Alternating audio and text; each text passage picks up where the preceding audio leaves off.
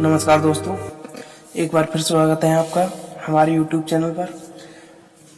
चलिए, क्वेश्चन दिया हुआ है कि एक रोलर है जिसका व्यास 140 सेंटीमीटर है और उसकी लंबाई 80 सेंटीमीटर है।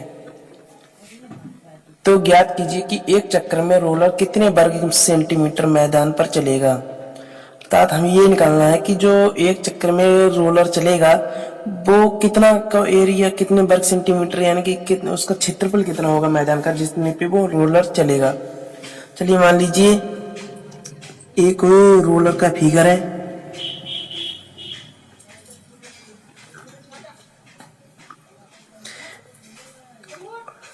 जिसका व्यास हमारे लिए दिया हुआ है, व्यास यहाँ से यहाँ तक होता है, ये 140 सेंटीमीटर है और इसकी लंबाई 80 सेंटीमीटर। यहाँ से केवल 80 सेंटीमीटर है यहाँ तक। मतलब हमें ये निकालना है कि ये चक्कर में जितना चलेगा, एक चक्कर में वो कितने क्षेत्रफल मैदान पर चलेगा। जैसे ये है, यहाँ से अगर चलना प्रारंभ हुआ तो फिर यहीं पर आके रुके, यानी कि हमें पहले इसकी ये निकालनी है, इसकी लंबाई, या इसका ये होता है वृत्त, इसकी परिधि। जब इसे निकालने के लिए हमें वृत्त की परिधि का फार्मूला लगाना पड़ेगा। चलिए देखते हैं। पहले दिया हुआ व्यास रोलर का व्यास बराबर 140 सेंटीमीटर। यहाँ से त्रिज्या निकालेंगे, त्रिज्या व्यास की आधी होती है। त्रिज्या बराबर 140/2 सेंटीमीटर बराबर 70 सेंटीमीटर आ जाएगा। कितनी त्रिज्या मिल जाएगी? 70 सेंटीमीटर। और कह रहा है कि लंबाई अर्थात ऊंचाई या लंबाई बात ही होती है। h बराबर ऊंचाई या लंबाई, h बराबर 80 सेंटीमीटर। तो फिर निकालना कि एक चक्र में रोलर कितने वर्ग सेंटीमीटर मैदान पर चलेगा। पहले हमारे लिए वृत्त की परिधि निकालनी होगी। जब इसकी परिधि निकल जाएगी तभी हम निकाल लेंगे कि एक चक्कर में रोलर कितने वर्ग सेंटीमीटर मैदान पर चलेगा। चलिए निकालते हैं। या आधार की परिधि, बेलन के आधार की परिधि, या रोलर के आधार, कुछ भी सही, या जो वृत्ताकार होता है, आधार की परिधि या आधार की माप, परिधि या परिमाप, ये होता है 2πr। 2 गुणे पाई का मान होता है 22/7, आर का मान 70। 70 से कटेगा 10 जाएगा, 22 दूनी 44, 440 सेंटीमीटर क्या हो गया? इसका परिमाप हो गया, यानी कि लंबाई। जो बेलन की जो लंबाई होगी वही इसका परिमाप होता है। अब कह रहा है एक चक्कर में रोलर कितने वर्ग सेंटीमीटर मैदान पर चलेगा।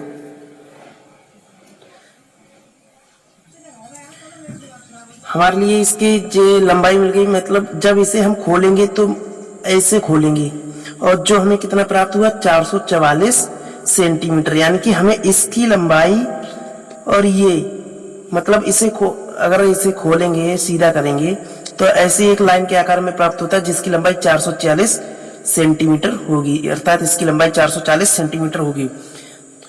इसकी लंबाई 440 सेंटीमीटर और इसकी चौड़ाई 80 सेंटीमीटर हो जाएगी। यहां से यहां तक हमें क्षेत्रफल निकालना। अतः रोलर के द्वारा एक चक्कर में तय किया गया मैदान का क्षेत्रफल बराबर 80 × 440, अर्थात रोलर के आधार की परिधि परिधि परिधि तथा उसकी लंबाई का गुणनफल चौड़ाई। इसकी मल्टीप्लाई करेंगे। 8 चौक 32 के 2, 8 चौक 32, 3 35, 2 जीरो हैं इधर लगा देंगे। क्या हो जाएगा सेंटीमीटर स्क्वायर। ये भी सेंटीमीटर, ये भी सेंटीमीटर, सेंटीमीटर की सेंटीमीटर से मल्टीप्लाई करेंगे तो सेंटीमीटर स्क्वायर आ जाएगा। ये इसका आंसर हो गया। अगला क्वेश्चन है कि एक कारखाना संलग्न चित्र के आकार का है, अतः ये चित्र है इसके आकार का है, जिसमें गोदाम के घनाभीय भाग की अंतः माप, यानी कि घनाभीय जो भाग है इसकी अंतः माप 15 × 10 × 10 मीटर क्यूब है। जब कारखाना की चौड़ाई वाली भुजा के अनुसार ऊर्ध्वाधर अनुप्रस्थ पर छेद एक वर्ग 10 × 10 मीटर स्क्वायर है, इसके ऊपर 5 मीटर त्रिज्या का एक अर्धवृत्त है। ये इसके ऊपर 5 मीटर जिसकी त्रिज्या कितनी 5 मीटर का त्रिज्या का अर्धवृत्त है। हमें निकालना क्या है कि कारखाने का आयतन निकालना है, इसका आयतन निकालना है और आधार को छोड़कर संपूर्ण अंतःपृष्ठ का क्षेत्रफल निकालना है। अंतःपृष्ठ का क्षेत्रफल निकालना है हमें।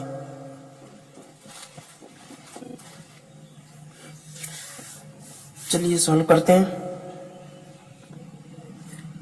क्वेश्चन देखने में केवल बड़ा है और सॉल्व करने में इसका सॉल्यूशन बहुत ही छोटा है। चलिए ये चित्र है, हमें इस चित्र में एक अर्धवेलन दिखाई दे रहा है। चलिए इसका हम जैसे यहां से यहां तक अर्धवेलन का पहले फिगर बना लेते हैं। जैसे ये कोई अर्धवेलन है,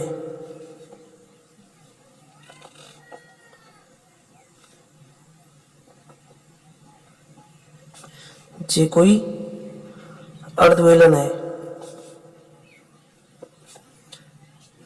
ऐसे यहाँ पर ये हमें दिखाई दे रहा है, यहाँ पर ये इसी प्रकार का अर्धवेलन यहाँ पर बन रहा है। जैसे तो अर्धवेलन जब हमें इसका कारखाने का आयतन निकालना है तो अर्धवेले का आयतन जोड़ना होगा प्लस ये नीचे घनाभ बन रहा है इसका आयतन निकालना पड़ेगा। इन दोनों के आयतन को निकालकर दोनों के आयतन को जोड़ देंगे, हमें प्राप्त हो जाएगा कारखाने का आयतन। चलिए सॉल्व करते हैं। अर्धवेलन की त्रिज्या हमारे लिए दी हुई है। अर्धवेलन की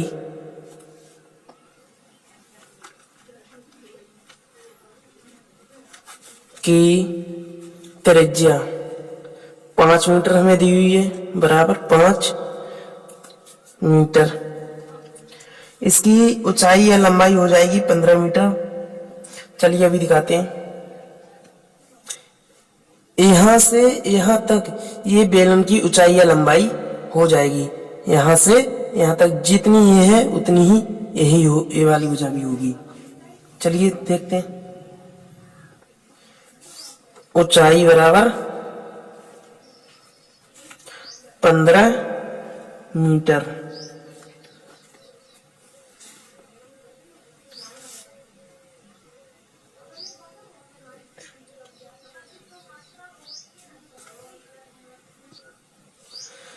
तो अर्धवेलन का आयतन ये होता है पाई आर स्क्वायर एच बटे 2, क्योंकि बेलन का आयतन होता है पाई आर स्क्वायर एच, तो अर्धवेलन का 2 से भाग कर देंगे, हमें अर्धवेलन का आयतन प्राप्त हो जाएगा।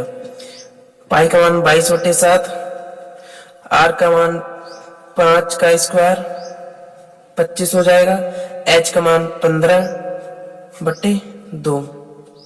मल्टीप्लाई करेंगे इसके। इस पूरे को सॉल्व करने पर 589 हमें प्राप्त हो जाएगा। कितना? Metre cube. अब घनाभ का आयतन निकाल लेते हैं। घनाभ का आयतन इसका दिया हुआ है 15 × 10 × 10। ये हो जाएगा 15 × 150 × 1500। मीटर क्यूब, अर्थात लंबाई गुणा चौड़ाई गुणा ऊंचाई। अतः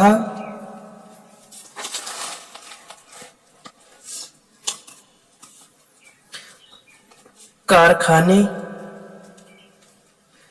का आयतन बराबर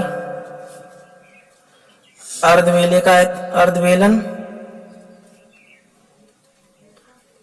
प्लस घनाभ का आयतन। इन दोनों के आयतन का योग कारखाने के आयतन के बराबर होगा। अर्धवेलन का आयतन है 589, घनाभ का आयतन है 1500। इसे ऐड करेंगे 9 8 5 5 10 1 2 2089 मीटर क्यूब, यस घन मीटर। ये इसका आंसर हो जाएगा।